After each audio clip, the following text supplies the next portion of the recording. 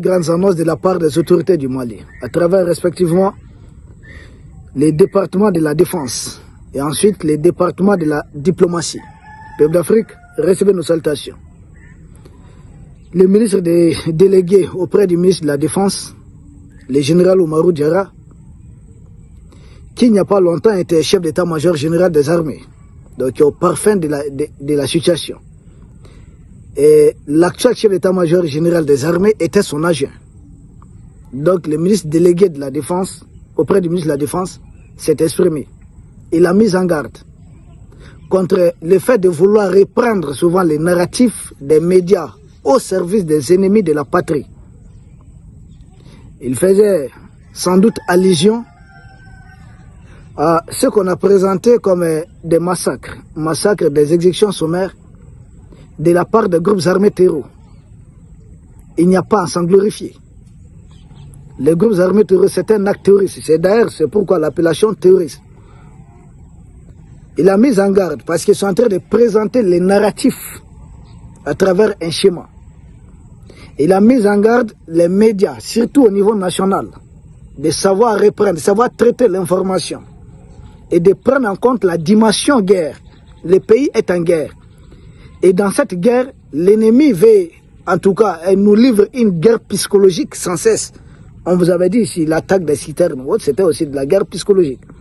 Menacer, chanter tout haut qu'ils vont mettre blocus autour de Bamako, c'est de la guerre psychologique. Menacer tant, ceci et ils ont même eu à s'attaquer à des lignes électriques ici. C'est aussi de la guerre psychologique, même s'il y a d'autres volets de la guerre. Donc, le ministre délégué auprès du ministre de la Défense, il a communiqué, s'est exprimé de sorte que chaque Malien, que chaque Africain ait pris de justice, ait pris en tout cas de la libération de l'Afrique, ne tombe pas dans les pièges de l'ennemi. Parce qu'ils présentent généralement à la une de leurs journaux, ils ont des gros titres là. Mais en réalité, c'est un narratif qui est tout préparé. Parce qu'ils ont la spécialité de vouloir diaboliser les actions maliennes. Ils ont la spécialité. En tout cas, ils sont habitués à se taire sur les grands succès de notre armée. Vous avez vu ce qui s'est passé en Néfis? Nous avons neutralisé plus de 2000 combattants ennemis, c'est-à-dire des groupes des terreurs. Mais de l'autre côté, il a suffi d'une embuscade. On est en train de voir une surmédiatisation. Les Serge Daniel et autres là qui avaient perdu leur langue lors de notre grande victoire dans Néfis. Ils ont tout fait, ils ont attendu, la DGS a dit on va peut-être essayer de monter une embuscade. Ils vont essayer de se trouver peut-être quelque chose de se mettre sous la dent. Mais le ministre délégué dit ça ne s'est pas passé comme ça, comme ils sont en train de rencontrer. Et il a été réconforté pour vous dire l'armée malienne, c'est une seule même équipe et même groupe. Par un communiqué de l'état-major, signé le chef d'état-major, que nous saluons au passage, le général Élisée Jean Daou, qui a bien sûr parlé non seulement de la guerre psychologique, mais a parlé des faits qui pourraient peut-être être établis si les faits étaient établis. Il ne confirme pas. Mais si c'était le cas, il n'y a pas à s'en glorifier. Il s'agit d'un crime de guerre dans ce cas qui a été commis. Seulement, le convoi a continué et puis l'armée malienne continue les opérations. Aujourd'hui même, hier 23 juillet, aujourd'hui, l'armée malienne a effectué plusieurs opérations. Mais ceux qui aiment parler d'un seul acte ou d'un seul geste de terreur, on dirait qu'ils ont perdu leur capacité. C'est-à-dire, ils ne voient pas quoi, ils n'attendent rien, ils ne voient plus rien. Quand il s'agit de victoires de l'armée malienne, ils ne sont pas là, ils sont absents. Autour de Didjeni, à 40 km de Didjeni, nous avons détruit, notre armée a détruit une base de groupes armés terroristes. Plusieurs terroristes ont été neutralisés. À Kidal, ça fait à peu près 3 jours successifs, des opérations sont en cours. Nous venons à peine de neutraliser une réunion de plusieurs groupes terroristes à Kidal. Leurs rassemblements par-ci, par-là, là, beaucoup ont été neutralisés. Mais ils n'en parlent pas. C'est silence radio. Silence radio. Même dans les Baoulés, tout près de Sorebougou, nous avons neutralisé aussi un groupe terroriste là-bas. Ils n'en parlent pas. Ils attendent seulement que les terroristes essaient de jeter une pierre Là, vous allez voir ça à la une de tous les médias propagande de la jeune française. Parce que c'est la jeune française qui est derrière ces terreaux-là. Nous avons tout compris. Peuple d'Afrique, donc quand notre état-major communique, il faudrait mesurer l'importance de l'information et surtout de la communication. Ils ont informé. C'est à nous autres de relayer, d'expliquer pour que cela soit compris. Parce que déjà, j'ai vu certains propagandistes locaux, en tout cas leurs petits-enfants, ceux qui essaient de travailler pour eux ici, essaient de détourner même ça déjà. Non, ils sont très clairs dans leurs propos. Les médias impérialistes internationaux essaient de désinformer contre les actions des groupes armés maliens, essaient de saboter notre lutte pour la souveraineté. Et font tout pour faire la promotion de leurs mercenaires, les gens d'Al-Qaïda, qui les appellent FLA, qui les appellent, je ne sais pas, Génie, qui les appellent comment. Ça reste leurs militants là-bas, leurs hommes et les terrors là sont à leur service. Donc ils font tout pour couvrir leurs arrières. Ce sont eux qui communiquent à leur place. Mais vous allez vous poser la question, c'est Yad Agali même qui paye et Serge Daniel. Non, ils sont payés par les mêmes personnes.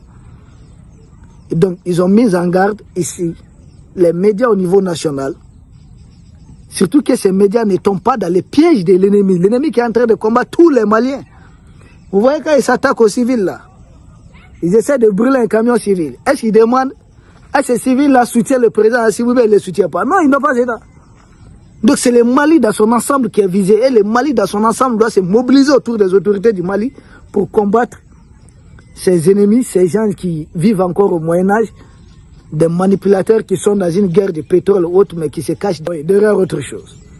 Le Blafrique et l'autre annonce, surtout la réaction, c'est celle de son Excellence Abdoulaye Diop, le ministre des Affaires étrangères du Mali et de la coopération internationale du Mali. Par rapport à ce que Donald Trump, hier d'ailleurs on en a parlé, nous avons évoqué certains scénarios. Officiellement, le Mali n'est pas informé de cette décision de Donald Trump. C'est ce que ça veut dire. Nous ne sommes pas informés de cela. Qu'il y a une décision et que l'armée américaine est autorisée à effectuer des frappes en territoire malien, nous ne sommes pas au courant. Et notre ministre des Affaires étrangères défend fermement notre position, notre souveraineté.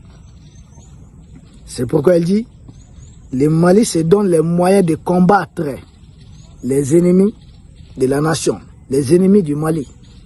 Et ces terreurs-là sont les ennemis de notre pays. Donc nous sommes en train de les combattre. Tous les moyens sont mis en œuvre pour les neutraliser. Donald Trump, tout d'un coup, il surgit peut-être... Bon, vous connaissez Donald Trump? Moi, je me dis peut-être c'est Donald qui l'a dit. Trump n'a pas confirmé encore. Ou c'est Trump qui a eu à le dire. Nous attendons aussi Donald. Parce qu'à 6 heures, il dit comme ça, à midi, c'est autre discours. N'oubliez pas, il n'y a pas longtemps, c'est lui qui traitait les Iraniens des gens avec qui il pouvait discuter. Après, il les présente comme des monstres. Le lendemain, il les présente comme des gens intelligents. Bon, c'est ça un peu Donald et Trump. Pour le moment, officiellement, le Mali n'est pas saisi. Ils ne sont pas au courant de ça. Nous avons tous appris ça sur les réseaux sociaux. Maintenant, on est en train de voir. Le Mali se donne les moyens, puis le Mali est en train de neutraliser les terreaux. Parce que c'est une communication qui fait croire que le Mali serait peut-être incapable de combattre le groupe terroriste et que donc l'oncle Sam va arriver. Non, les terroristes, l'Al-Qaïda, là, c'est leur fabrication. Pourquoi les appeler, combattre ce qu'eux-mêmes ils ont créé? Non, ils ont simplement rappelé Al-Qaïda, bon, maintenant c'est bon, laisser le Mali tranquille, partir ailleurs. Ils n'ont pas à les combattre parce qu'ils ne vont pas les combattre. Non, non. Ils les ont toujours fait déplacer. Voilà, des mutations, c'est-à-dire d'une localité à une autre. Déplacer les problèmes. Mais jamais. Ils ne vont jamais les détruire. Ils avaient juré, non, à partir en Afghanistan, qu'ils vont finir avec Al-Qaïda. Ça, c'était depuis 2001. Nous sommes en 2026. Ça fait 25 ans. Sont-ils parvenus à finir avec Al-Qaïda? La réponse, évidemment, c'est non. Au contraire. Ils ont utilisé Al-Qaïda pour renverser Kadhafi. Ils ont utilisé Al-Qaïda pour combattre Bachar al-Assad et les renverser. C'est un ancien chef d'Al-Qaïda qui est à la tête de la Syrie. Donc dire qu'ils vont venir combattre Al-Qaïda, c'est se mentir. Ils ne vont pas le faire. Peuple d'Afrique, nous vous remercions. Nous espérons vous retrouver demain pour un autre sujet au sommet de l'actualité. Merci.